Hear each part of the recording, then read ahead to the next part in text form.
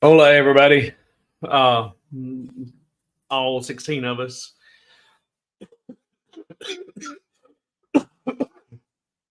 Uh, Thank you for being here. I'm not doing a whole lot better, no. And I think that it's actually probably a touch of pneumonia. Yesterday, I didn't get out of bed again. Monday, I felt better and thought maybe I was on the rounding a corner with this. But then yesterday, Tuesday, uh, pains like I've not had before. Probably should have gone to a doctor, but just didn't. And just like somebody just sitting on me and just pressure, constant pressure on the chest. And that's the first time I've ever felt that. Even when I had the heart attacks, I didn't have any pain like that. My heart attack symptoms were completely different than what the average person experiences when having heart attacks. So but this one was just pressure on the chest, and it was uh, labored breathing, and I could hear the congestion, whenever I would exhale. So, and the congestion's still there. It gets better and worse and better and worse. But I think on the long haul, I'm getting better. Uh, but I just have to go easy, and because if it was pneumonia can do a number on you. It can take you a week or two just to recover from it once it's out of your system. Uh, so I was talking about doing some print and cut. And if you notice the thumbnail said how to use print and cut incorrectly because print and cut was never designed for the way we're going to use this, the way I'm going to use it to create these porch signs. And this is 48 inches. And that's not what print and cut was designed to do.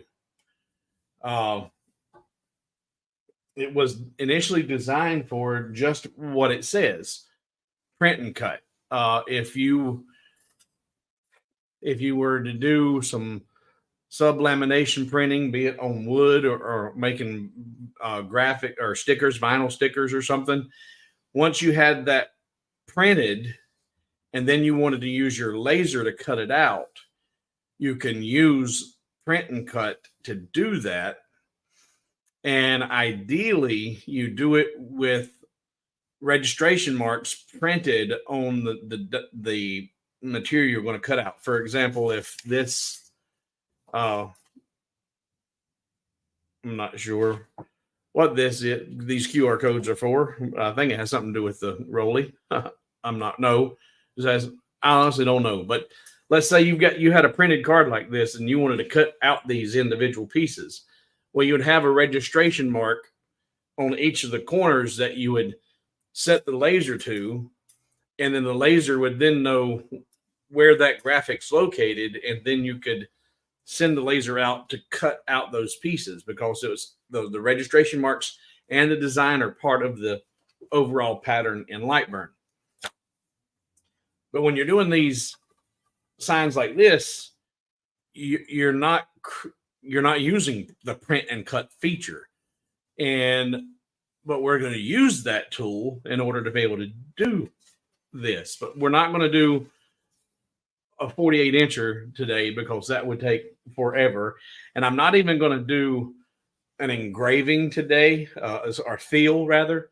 I'm just going to do things on a line, and I'm going to do it on a piece of scrap MDF I've got here. She's still too large for the work bed, so we're going to go through the process of how to set up the design so that you can engrave and then move your material and engrave and keep everything properly aligned. And the print and cut feature is a really neat tool in the way it does what it does. You don't have to worry about keeping the material square on the workbed as you move it. because once you go in and tell print and cut, you identify features as locate them in Lightburn with the print and cut wizard. If you want to use the wizard, I got to where I wasn't using the wizard. I found it to be a little bit tedious.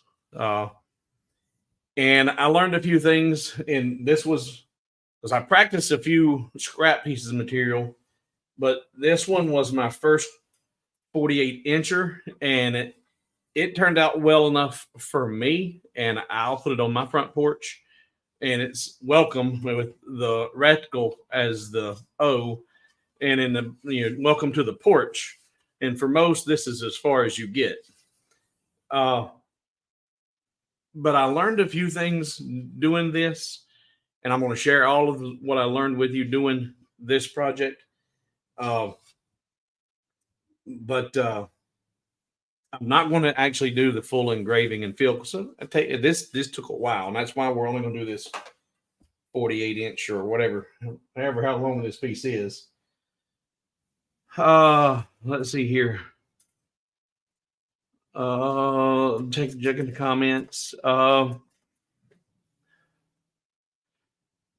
Yeah, a lot of well wishes, and Lori, yeah, I appreciate it. I hope I'm on the mend too. I mean, I just replied to an email. I haven't even checked. Yesterday, I never got up. I never even got out of the bed. Like I said, Monday, I thought I was doing okay. I did this sign Monday and thought I was doing okay. And then Monday evening, that chest pressure started, and then I just didn't even get out of bed yesterday. But I replied to an email before going live here. I said, yeah, I said, I'm either slowly getting better or slowly dying. One of the two. It's and Carl, me and doctors don't get along. Every time I go to a doctor, I turn around 3 times worse than I was when I got there. Even when they did my heart surgeries, after doing my bypass, they kept me in a coma for 2 or 3 days. And while I was in the coma, they just left me laying there in the bed. They never moved me, never turned me, never did nothing. And then my entire backside was just covered with bed sores that got infected, that required going back into the hospital to have all of that debridement done and removing all the dead skin. And now I've got scars and scar tissue all over it, my entire backside from where they left me laying in and you would think if you're going to be anywhere, you'd be okay laying in intensive care in the hospital, but they didn't even do something as simple as just keep me turned. I don't like to go to doctors. I don't trust them. I don't like them. Let's see here.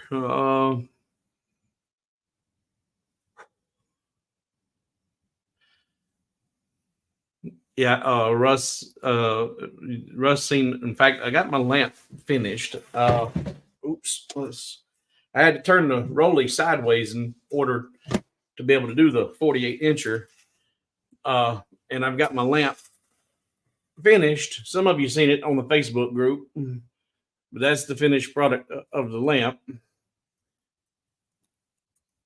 And I've got the idea of doing and get you where I ain't. I want to do a smaller version where those veins are closed at a 45-degree angle, and then put little stars or pinholes or something in it, so it creates a little bit of a night light, and that's going to be a really neat design.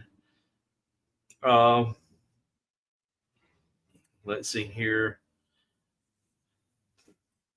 All right. Yeah, Richard, I'm sounding better right now because these are probably the first 150 words I've said in 24 hours. Let's see how we hold up through this live stream.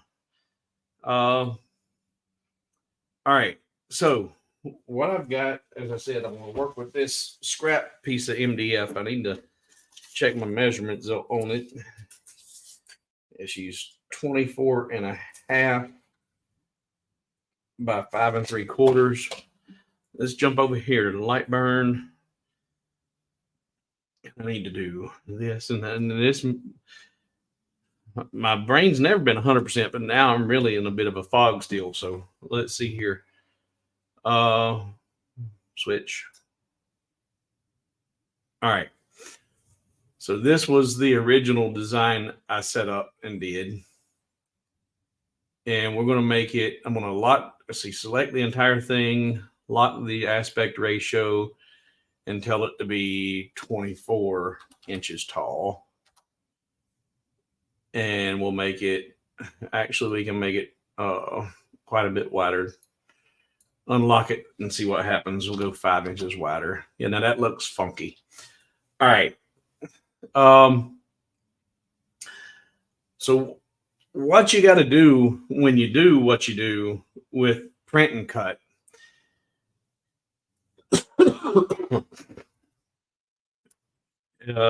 I did it, I think, in either 13 or 16 inches. I think it was 13 inches at a time, depending on where that 13-inch fell off in the break of the words. But there's two things that you need to do when you're doing this print and cut to create these long signs like this, at least for me, from my experience with doing these. You can actually create some registration marks on there and put it on a different layer so that it's just a very light line engraving that you can actually remove with just a little bit of sanding, but it'll give you the registration marks you need whenever you go to move the product. I didn't do that in my first design because I thought I could use the points of the text as a, this is a set point, but the font I used, a lot of it had too much rounded on the bottoms of the W's and the E's. And take a look here. We zoom in. That one, let's go back to the original. There we go. So like the W looked okay. I was like, okay, well, I can find a hard point there, but the W is where it was starting. I think as my second where I needed to set up was on the L. And when I started looking for a hard point on the L, there wasn't anything. And this one over here, there's a hard corner. So I had a hard corner on that side, but on this side, I didn't. And that made it a little bit more challenging. Whereas if you were to create a small target just by creating a circle, make a perfect circle, and then use your line tool, come up here and find that crosshair and start a line. Got to go to your pencil tool, dummy. Get that crosshair, start a line until it gets a crosshair again. Right click to stop it. Come over here, start a line, right, and then left click, right click, stop it. And then you would put that on something other than your black layer so that you could put it on a really low power. And that would give you a target because you're going to line up your laser with that very center point. And that's the trick to this, is you have to have a place that you're going to be able to line this up. And Lightburn has the ability, if you give it, you need it a minimum of 2 points. I think it was up to 4 points. Let's see here. Laser tools, print and cut. First, second, or just 2 points. So you give it 2 points. Then once you've got those 2 points, it asks you, do you want to align the output to the targets, and then if it needs to be the scaling of the project, which I don't know why you'd want to scale it. I didn't align the output to targets and no scaling. You don't want to scale the design. So if your material, whenever you move it for your next set of engravings, if it's askew a little bit, just, and I'm over exaggerating there so you can see it. But if you're just, a 16th or an 1/8 of an inch off, but you put your targets correct, pinpoint them and locate your laser correctly, Lightburn's going to recognize that you are a little bit off kilter. And when you go to do the engraving, it will do that and correct that as it engraves. So you don't have to be absolutely perfect with the positioning of your wood when you move it, but you do have to be extremely precise with the placement of your targets. And that's what we're going to go through real quick. I'm going to uh, do one of these, and I'm probably going to pick a different font and look for something with sharper points, and or maybe even do these little targets here. So auto switch back, and um, just looking at comments real quick. Yeah.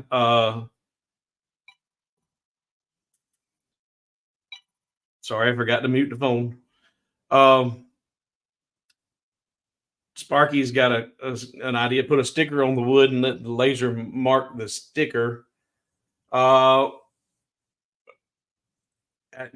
and I thought about that. It wouldn't have to be even a sticker. I played with the idea of maybe positioning a little bit of very thin scrap on top of the material. But the problem is, even if it's an eighth of an inch and it's an eighth of an inch above the surface, and now you're not perfectly underneath the center of the camera, it that's going to change things. So you really want to align to the surface. So sticker would be better than scrap. But then you'd have to know exactly where that sticker placement's at when you go, because you're going to have to mark that. It's just as easy as just put a very light engraving on the wood, very, very light, that's sandable out of the way. But let's take a look at what we go through here. So I'm going to go ahead and just create a new piece, 24 by 5.5.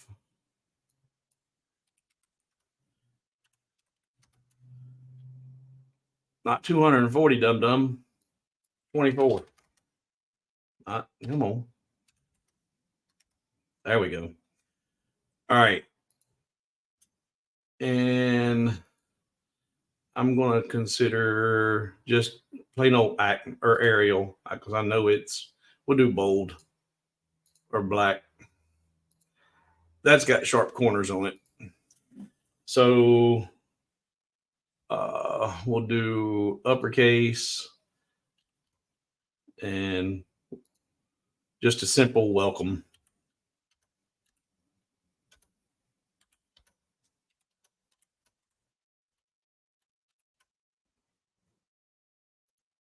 Now, being that this is using the Arial, it does have very, very sharp defined corners on all of the font.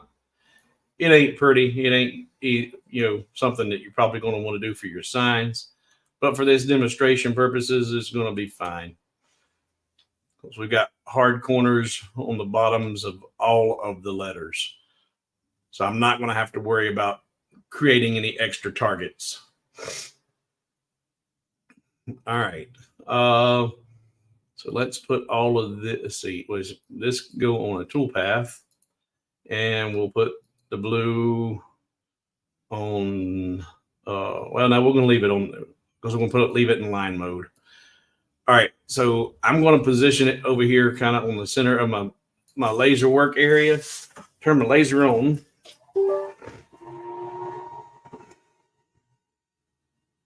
And then I'll need to place my material and focus the laser.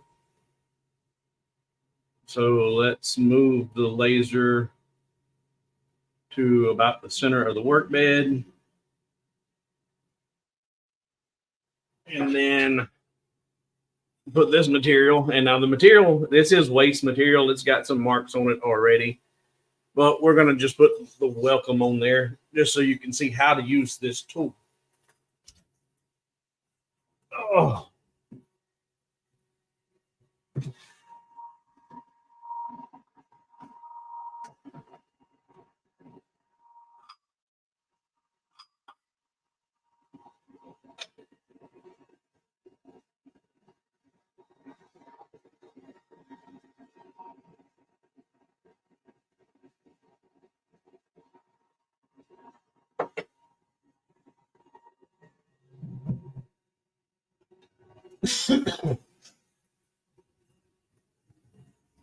And what I'm going to do is I'm going to do this excessively, because as you can see, I can get half the word in one pass on here if I wanted to. But I'm going to break this up and do it in smaller increments so that you can see me using the tool. All right, so if I switch back over, and I'm going to move the laser. Where's my pen? There we go. We'll move the laser up here out the way.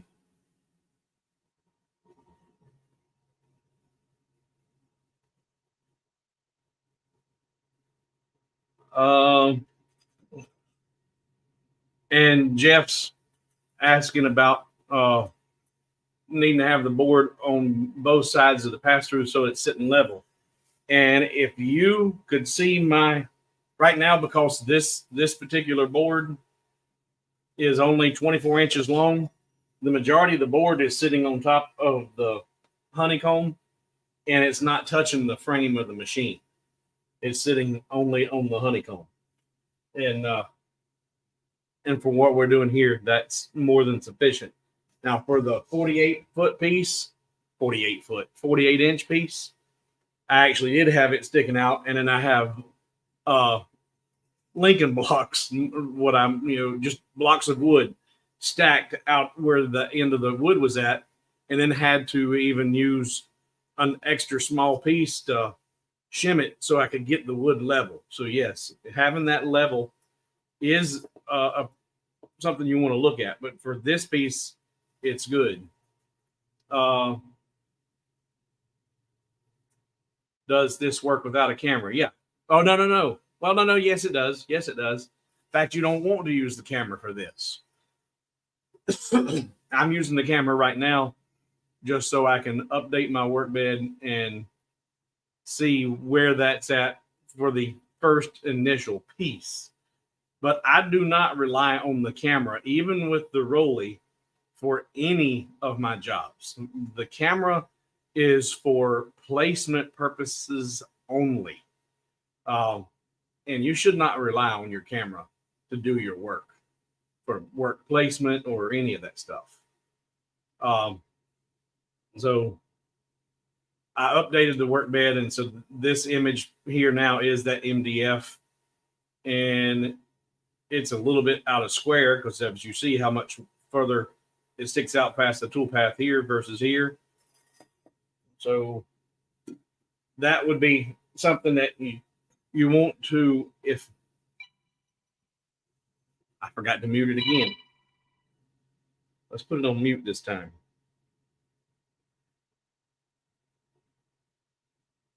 Mute. Okay. You need to make sure that your material is square. Now, with the 48-incher, I actually used my speed square to make sure that it was square on the honeycomb before it started. Once it starts, if you start out of square and you get your targets right, it's going to be out of square all the way down. If you start perfectly square, then it doesn't matter if it's a little bit out of square, because you're going to be aligning to your engraving and not to the material. But you do want to start square.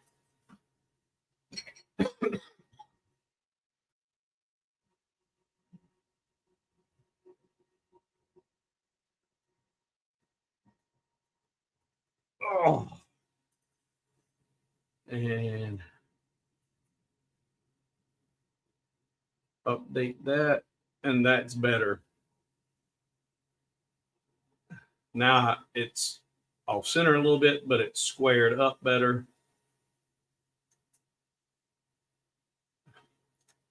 And for this demo, this waste material, this is going to be fine.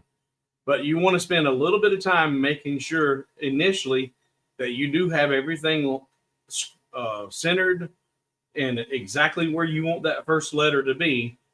And as you see, like I said, I could undo the W through the C without a problem. But I'm going to do just the WEL and then move it and then show you how we set up all those alignment points up. So let's see here.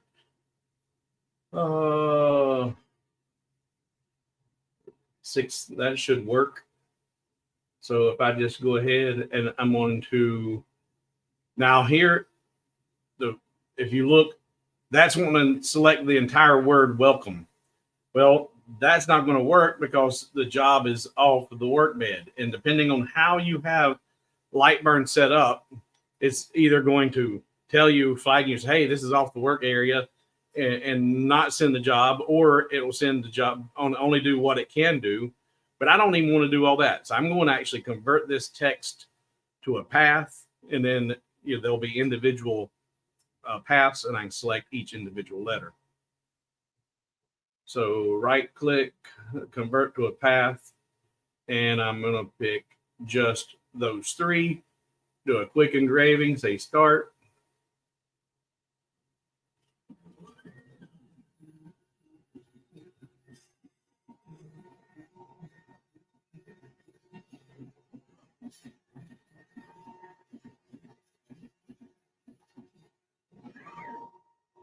And that should give me the WEL.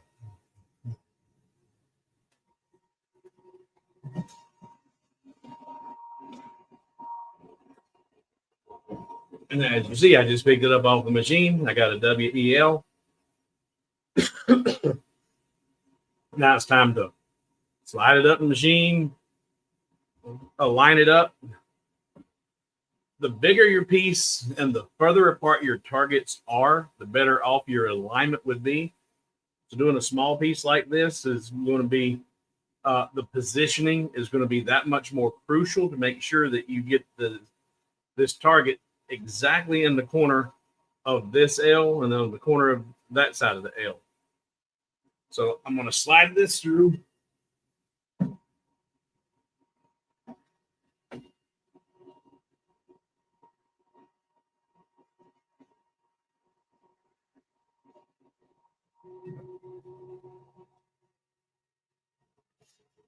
And I'm not going to need the camera anymore at this point at all, because I'm going to be using the print and cut feature. So now I should be able to do the COME or the COM. So if I grab this entire graphic, just arrow this up, its positioning right now, as far as left to right on the workbed, is not correct, I'm sure, because if I update the camera just to show you, yeah, you see it's off center, and it's even not square. It's slightly out of square and off center, but we're not going to worry about that.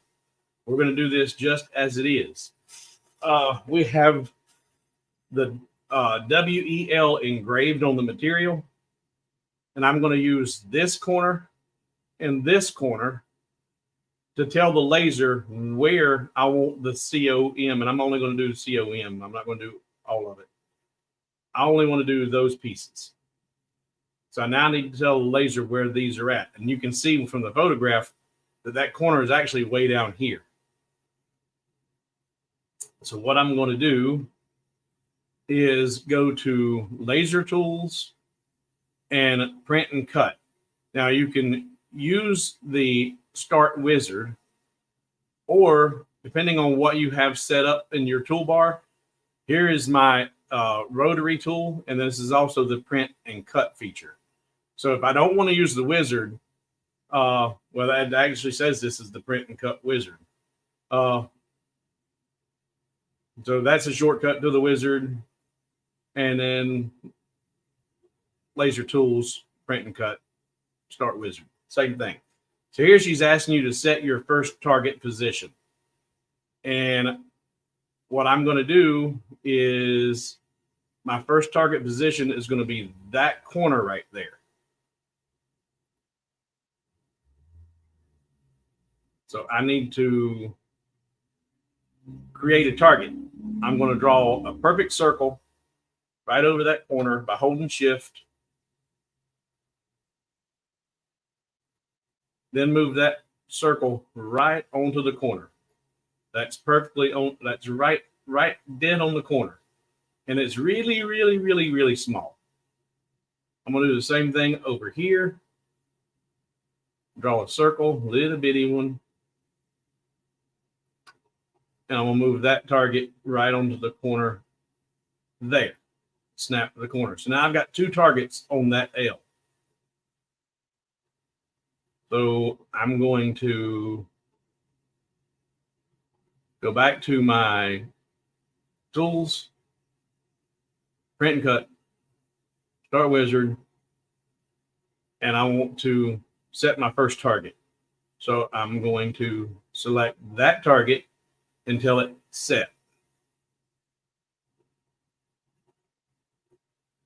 Now I need to move my laser fit with using the move controls to that point on the material.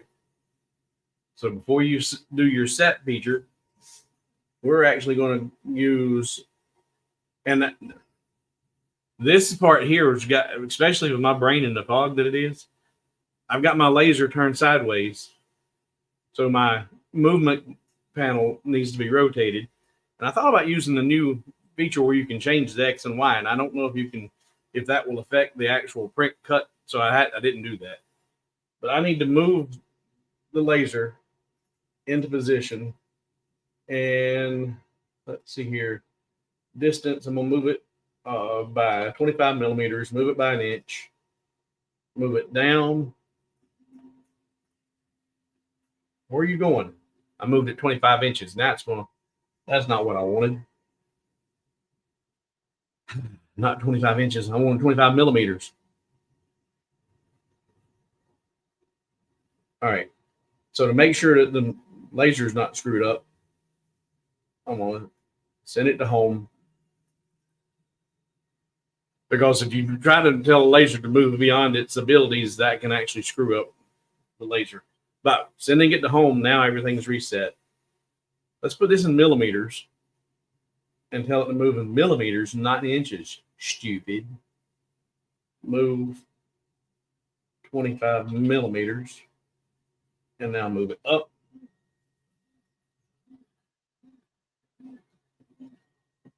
And over to the right. And up some more. And she's getting real close. Now I can change my movement, and I'm going to show you. Let's see here. Let's go to here. Now, if you guys aren't using your move control features in Lightburn to control your gantry, you should be. And this is how you set your distance. Pay attention, unlike I did the first time when I was in inches and told it to go 25. I thought I was doing 25 millimeters, but I went 25 inches instead. Now I need to start moving it in smaller increments. So I'm going to tell it to move right now. We'll go 1 millimeter at a time. And I need to move it up. And now I need to turn on the laser. So I'm going to hit my fire button. And that will give me a small little dot because I'm only at 2%. And now I need to move to the left.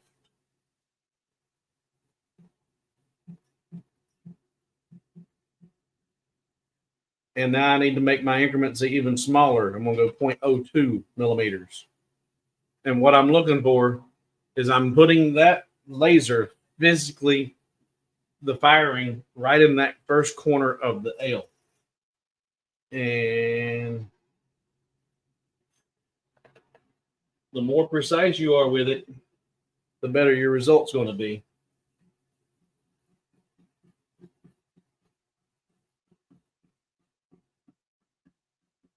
And that was too much. And when you're moving, you're firing your laser, and you can actually see your laser on the surface. And as it drops into that engraving, it disappears down inside your engraving.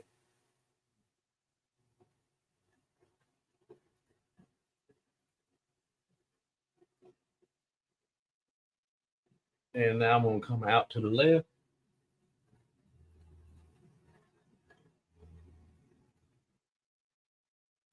All right. Now that I've got the laser in position, go back. I've got that selected. Window, no, laser tools, print and cut, set to first position. And now you see that turned red. That's set as the first position. Now I need to go to the second position. And here's, let's see here, auto. Here's something I didn't think about with that other font that I was using. I converted this font from a font to a path. So if I use my ruler tool to measure that bottom segment right there, she's 33.44 millimeters. So I say, okay, 33.44. So, okay. So now I'm going to come up here to my move tab and tell it 33.44 millimeters and move it.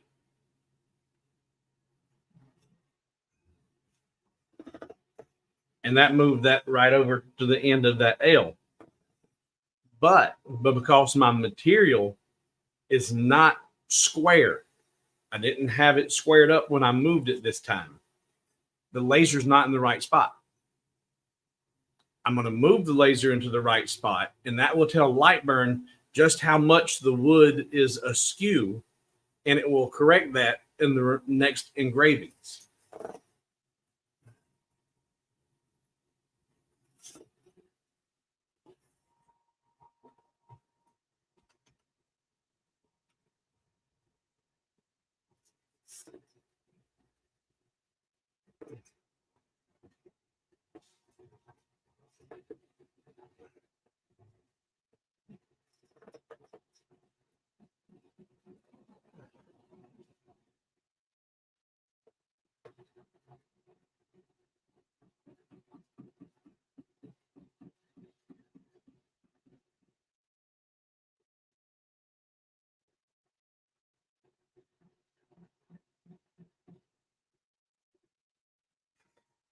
All right, now that's done.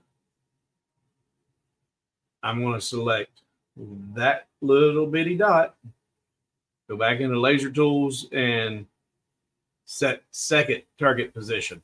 That turned blue. So now I've got my first and second target positions in place.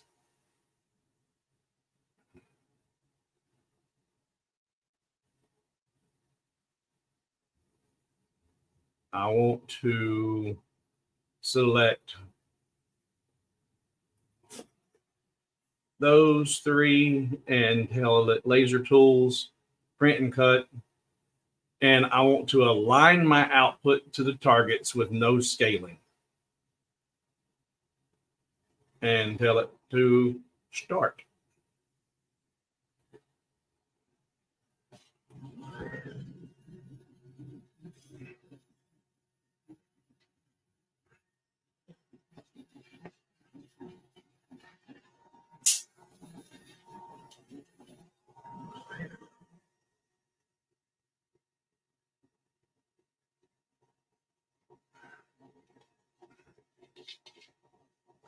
Looking at your questions and comments this evening.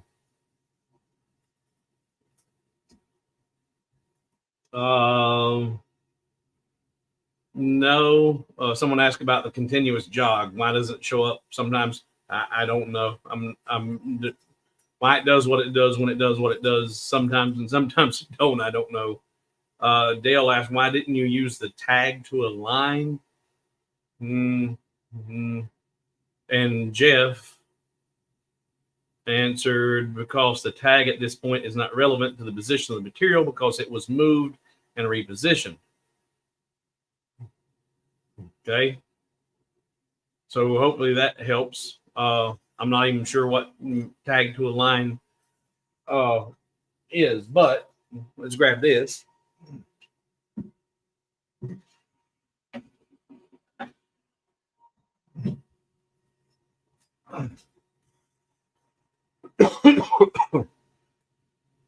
And get it So there's your welcome, minus the E. And now I'll do it one more time, maybe a little bit more fluidly. Maybe we'll see, because this is still not clear. To put the last letter on there, but I did. I could have done that in 2 moves, but I wanted to go through this process at least twice.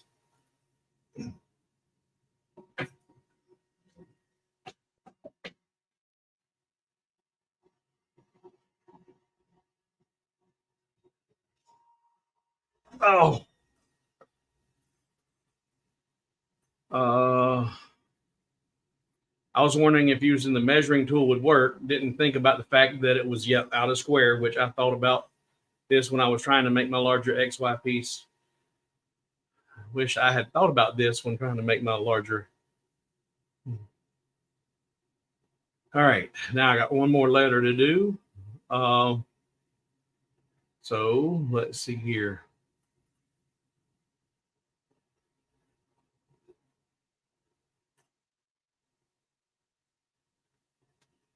You used what I'm calling the tag to move the laser out of the way. Okay. Tag to Lindell was talking about is the pinpoint in the site. No, okay. Okay, yeah. Whenever I just dropped a pin to move it. Okay. Now, last letter, I need to do the same thing. I need to create 2 target points on the bottom of the M. Tell the laser where those are. Move the laser to those target points. Tell the laser that's what those are, and then I can do the last letter. Well,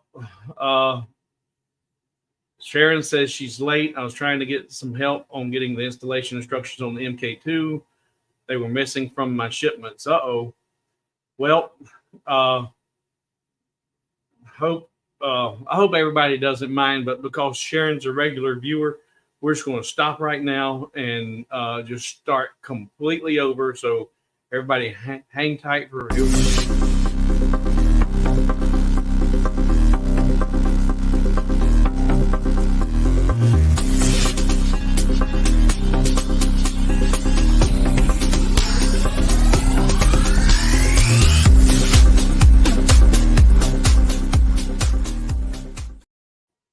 Hey everybody, it's Steve, Hobo with Wood, and today we're going to, no, I'm kidding. Actually, Sharon, you did miss out on a little bit, but I'm getting ready to do it again.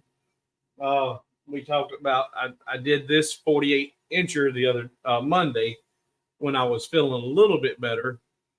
And so I'm doing just a 24-inch piece real quick, just showing the process. And I explained that what we're using this print and cut for was never intended or designed for what we're using it for. So that's why it says how to use this incorrectly. If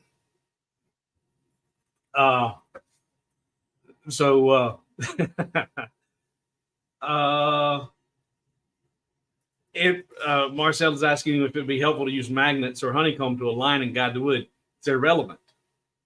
I thought about doing those things. I thought about even using clamping my speed square into place so I could keep the wood, square and move. But that's all irrelevant because that's what print and cut is doing. When you give it those registration marks, it doesn't matter. If that wood was, if you had it clamped in place and had registrations or guides and slides or whatever, you're going to have to go through this process anyway. And by having those there, it's just extra work and extra setup. Will it hurt to do it? Probably not. But what you would probably soon realize after doing it once or twice is that it's totally irrelevant. You don't need them.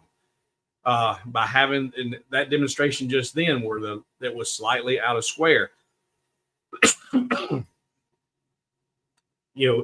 Lightburn compensated for that. So, Sharon, I've engraved the first 6 letters of welcome, and now I've got to put the last E on here. and I had the piece of material off the bed and showed you that, and then I've just placed it back on the work area. Didn't worry about it being square or in the same position as it was. Uh, then and now we're going to put the E on here and go through that process. And Craig asked about the problem I'm talking about. My first font I used had rounded areas on it, and there weren't absolute corners on every piece. There were on some. And then what you could do, Craig, is instead of worrying about trying to line up the font here, these were, I actually did, I think, a crosshatch, really deep engraving. And on these, you could actually put targets, just the little circle with crosshairs in it, on a separate layer and burn a target on either side of your material very lightly. So you'd have a target to burn to. In fact, why don't we do that on this E? And then if you do it with a very, very light power, you can just sand those off. But the registration marks would be there for you to align the E. So let's do that on this E. Well, actually, we can't do it on this E, because if I was going to do it on this E, I should have done that when I just burn in the M, because you're registering to what's there and not what you're going to do. So we're going to have to do it off the M. But going forward, if you were going to do this and you needed to have a registration, and another thing that I played with, the idea of instead of doing registration marks, you could use a 5-pointed star in your design work. And if you were to like on the word four is just 3 letters, and you could put 2 stars on either side of it, and those stars would just add to the design, but they're actually going to serve a purpose, where they're actually going to be the points of the star, what you're going to use for your registration marks.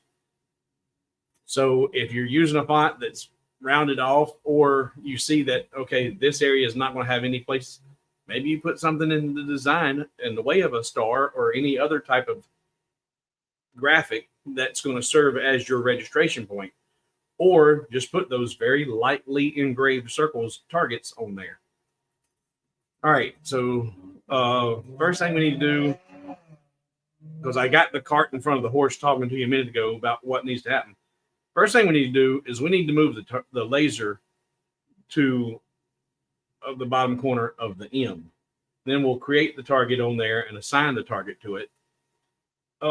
So I'm going to go to my laser controls, the move controls. We are in millimeters, and I'm going to tell it to go to 25 millimeters, and we're going to move it down. Let's see here. And it looks like Keith just showed up. Yeah, Keith, I just restarted everything for Susan, so I don't. It probably wouldn't be fair to restart it all again. Let's see here. Now move everything to the left.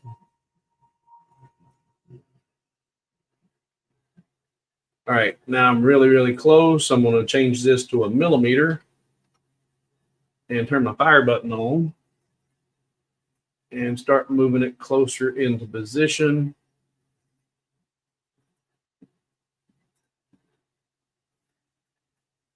Now we'll go 0.5 millimeters, 0.2 millimeter, or 0.02 rather.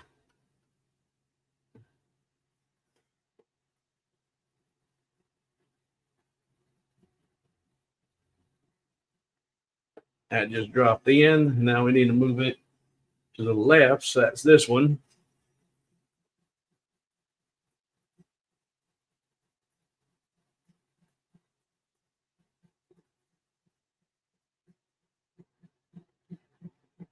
And this is where you want to take your time And make sure you got her lined up exactly right, or else it's going to throw your whole piece off.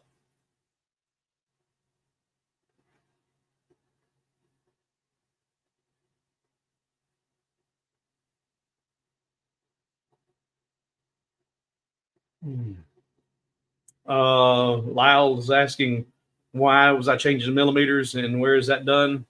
I know visually how small a 1 millimeter is versus a 32nd of an inch. So I'll change back and forth. But when I'm doing this, I work in millimeters, and you do it right over here to the right of the rotate button in Lightburn.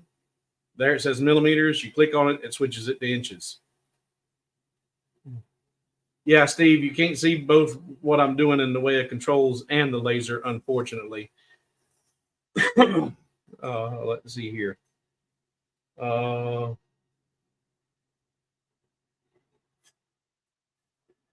my fire back on. All right, so I've got the laser in the bottom corner of that M. Now that I've got that there, I can go back in here and I'm going to create a target by just drawing a little bitty circle, holding the shift key, get a perfect circle, and then put it right on that corner right there when it snaps into place. So now I can, well, there we go. I can select that. The laser's in position. Go into laser tools, print and cut, set first target position. And it turned it red. So that's set. Now I need to move the laser over to here. And I'm going to move it 30 millimeters because that was about what the other one was. So now moving that to the right. Not quite enough.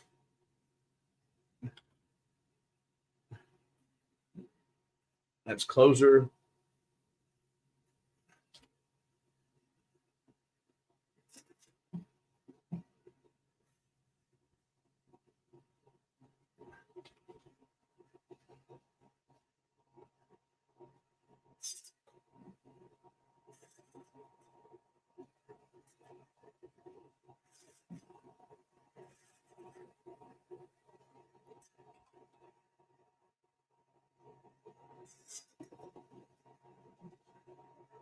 Oh, wrong way, Conway. There we go. It just dropped in. Now drop her down.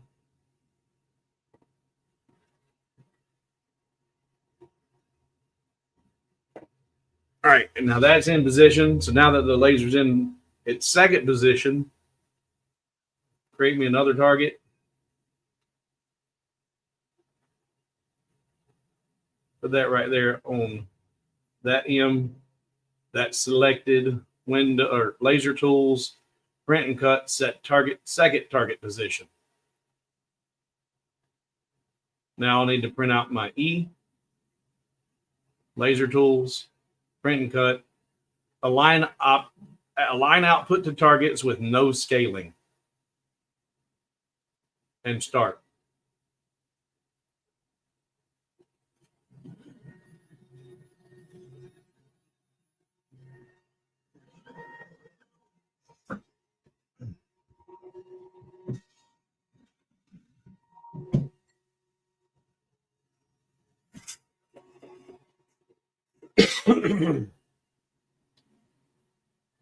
So there it is, all lined up, pretty as you please, in 3 different passes.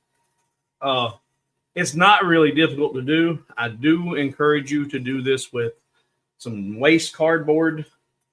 Do it with some junk material. Play with it for 3 or 4 jobs and just toy around with it, because it's going to take some getting used to finagling that laser, moving that laser, getting that exactly right. but it will become second hat. You'll get, oh, okay, yeah, now I know what to do. Just done, done, done, done, done, and you can create some pretty large pieces with it. Probably as long as you want it to be, because as long as you can, like it was mentioned, keeping that engraved surface level.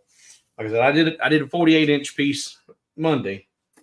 Uh, and for those who just getting here, it turned out pretty good. It's not perfect, but for this was my first 48-inch piece, and the uh welcome to the porch turned out pretty good. But my for the most as this for most this is as far as you get, because my 4 was a little small. Be careful. uh, and I did, and it's got the rounded corners on it. I didn't get things lined up just perfectly, and the bottom part's a little off center for me, but it works for me. You know, work on my front porch, no problem.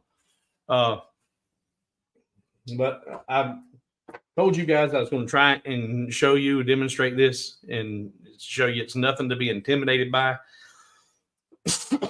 It really is simple. It is not the way the tool was designed or intended to be used. So when you look for any kind of information about it, doing this, it doesn't, it really doesn't exist, because that's not what it was made for.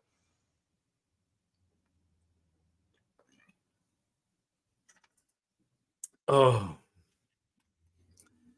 all right. Let's see here. Yeah, Jack says he goes back and forth from metric to imperial all the time. Yeah, that's me. I'm always back and forth with it. Uh, Now I'll tell you, when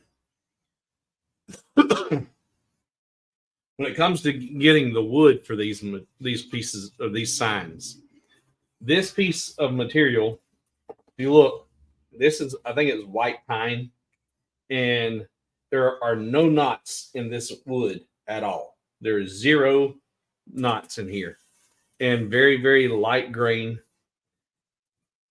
This is a premium piece of wood. I went through Lowe's trying to find something that was straight and free of knots, and there wasn't a whole lot to choose from. Some people talk about using fence posts and stuff like that, but you can create some rustic looking stuff out of some fence posts, but it's not going to be a premium looking something. This was, they didn't have it in any 4-foot sections. This was an 8-foot 1x6 premium white pine. I think this one board was $25. One board, $25. I cut it in half so I can make 2 signs out of it. But it's premium, flat, doesn't have any curls to it. It's not warped, it's not full of knots. And depending on what you start with is going to have an outcome on your end result. I also got a piece of cedar. The cedar was not nearly as expensive as the white pine was, which I thought was really, really weird. And I cut it in half as well. So I've got some decent material to make some 4-foot signs with.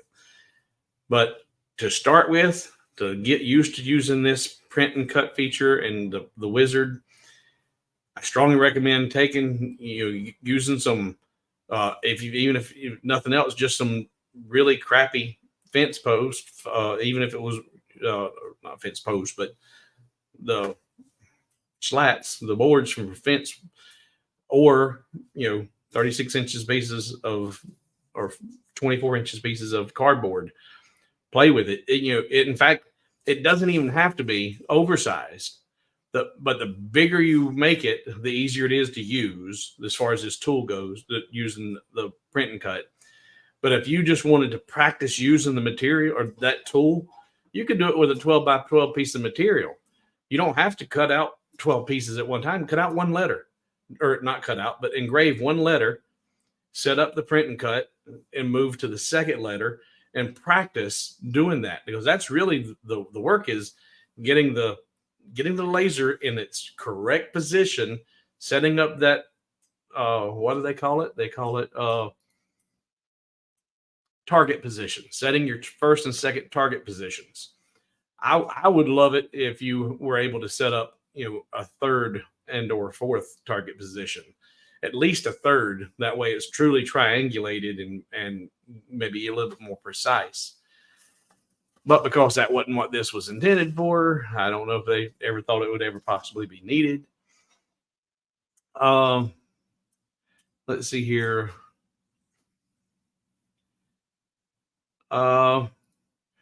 Edward says, "Hey everybody," and say I sound better today. Well, I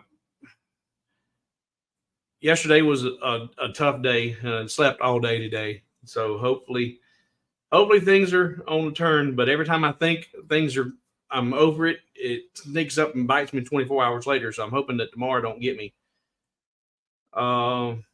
Sharon says a couple of long thin pieces of MDF that came with the side exhaust conversion kit. Yeah, got it. Yep. Don't throw. That's exactly. And don't throw nothing away. The boxes, that it's great stuff to practice with. Can you also put a design on the back, 2 signs for the price of 1? Sure, you could. And one side say welcome, and the other side say get out, depending on if you see them coming, you can flip it around. I've done that already, so you'll see that in the replay. I've started over for Sharon, and Lyle's getting out of here. That's fine because we're about to wrap it up. Does anybody have any questions about this? In my foggy situation, I got somebody outside my window here. I don't know what they're doing.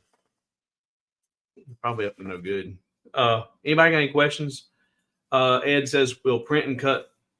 Put it up here where everybody sees.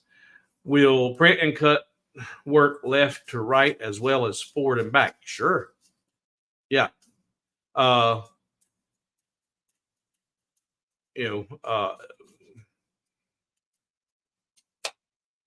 trying to. Your pass through is only going to go at X or on the Y, but if you're going to want to do a long sign that reads out that way, reading across there, here, welcome to the table. Yeah, I mean, that's what you're talking about. Yeah, that would still work.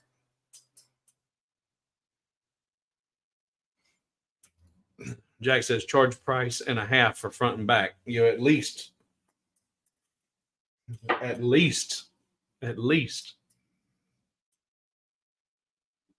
Yeah. Pallet material is not bad. Now I tell you, Russ, one of the viewers and one of my patrons, sent me some photos of what he's been working on, what he's done this week. And I was actually out at Lowe's just before I got sick. They had one of their tools on sale, and I was considering getting it, contemplating it. And he sent me a photograph and saying, "Look what I got." And he got one of the new tools, and I was like, "Oh man!" And so I knew I needed one. It's just a desktop, or a planer that sits on the workbench, and not a great big one. But pallet wood, you want to be careful of any nails. Make sure you got all the nails out. And if you had the ability to run through the planer and clean it up, that wouldn't be bad. You might need to make some decent projects out of it, especially if you cleaned it up. All right. Anybody else got any questions before I go lay back down?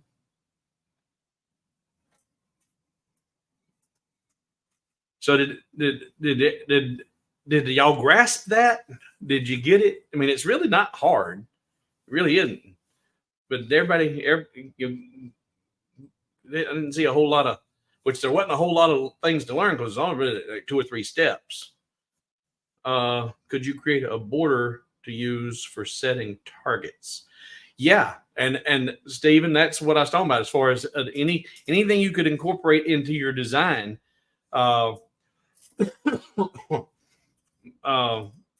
Be it, I would not recommend doing a continuous border until you, as far as like where it's connected until you get really, really, really good at this. There were some that were shared on, I think, the Hobo with Wood Facebook group, where they had some that did have that, had some accents that obviously were done in sections, and it, man, those looked really good. Uh, the But yeah, if you were to do something like, I said stars because they had points on them, but any kind of design or border or pattern that had, you want to make sure they got somewhere there that there's sharp points on it though, that you can say, okay, go to here, go to here, go to here. Let's see. So Ed says, explained it better than others I've watched. Yeah, there's not a lot out there, because I looked to see what was out there, and there's a few people show how to actually use it for what it was intended for, but there's not. There's one video I watched about a year ago, and I looked, it's still out there, where the one guy did the mermaid. But he actually was cutting out a design, which is the same principle. Instead of engraving, he was just cutting out, a 6-foot mermaid for his granddaughter or something. It's not too hard to do, I think. Yeah, it's not very difficult. Thanks, Kevin, from you got to go 10 p.m. Yep. Well, thank you for being here. Thank you for coming. I shrunk your love God cross down to keychain size. Wow. That yeah, I could see where that would be a big hit.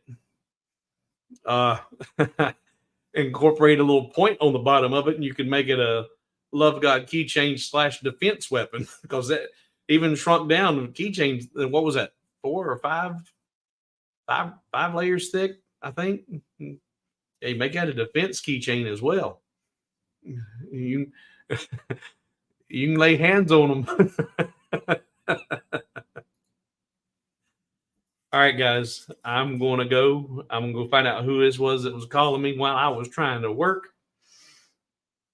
And I don't know that I'll do another video between now and then, but I'm trying to do a couple more of these as I feel better. And then plan on this Saturday. Let's look at the calendar. Oh, you know what? No, there was another question that come up. Let's see here.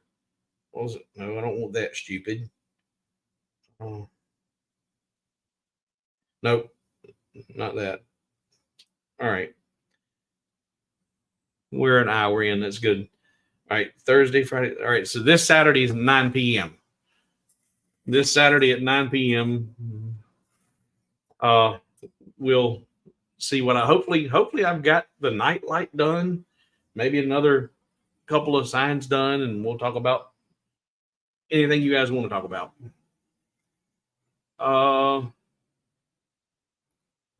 I hope the phone call wasn't a bill collector. No, I don't have none of them. Thank God. I don't have none of them. All